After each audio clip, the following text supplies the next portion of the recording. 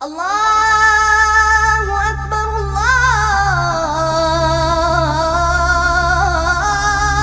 আকবার। ইসলামী জীবন ব্যবস্থায় কিছু সময় ও রাতকে বিশেষ গুরুত্ব দেয়া হয়েছে। তেমনি একটি গুরুত্বপূর্ণ রাত শবে বরাতের রাত। আকাশে আলো না থাকলেও মানুষের মনে জ্বলে ওঠে এক ধরনের প্রত্যাশা।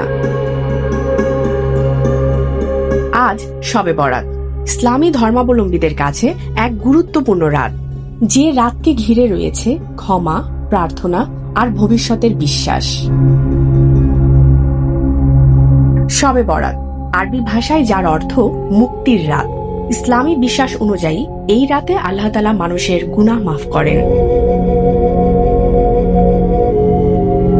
আল্লাহ তাআলার রহমত বিশেষভাবে নিকটবর্তী হয় এবং মানুষের দোয়া কবুল হয়। হিজরি বর্ষ পঞ্জিকার শাবান মাসের 14 তারিখের দিবাগত রাতেই পালিত হয় শবে বরাত। বাংলাদেশ সহ বিশ্বের বিভিন্ন দেশের মসজিদগুলোতে দেখা যায় ইবাদতের বিশেষ আয়োজন। অনেকেই নফল নামাজ আদায় করেন, কুরআন তিলাওয়াত করেন এবং মৃত স্বজনদের কবর জিয়ারত করেন। তবে শবে বরাত পালনের ধরন নিয়ে ইসলামী চিন্তাবিদদের মধ্যে রয়েছে ভিন্ন মত। কেউ কেউ একে বিশেষ ইবাদতের রাত হিসেবে দেখেন, আবার কেউ বলেন ইবাদত হওয়া উচিত নিয়মিত, নির্দিষ্ট কোনো রাতের মধ্যে সীমাবদ্ধ নয়।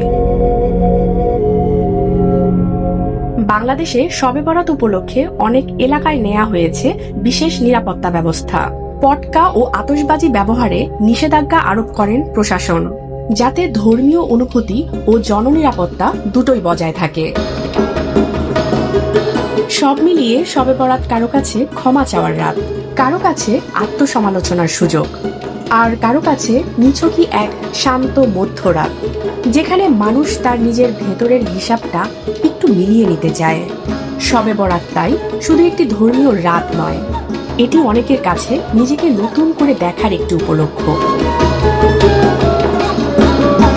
স্মিতা ইফতেখার, ডেস্ক রিপোর্ট, আলোকিত স্বদেশ।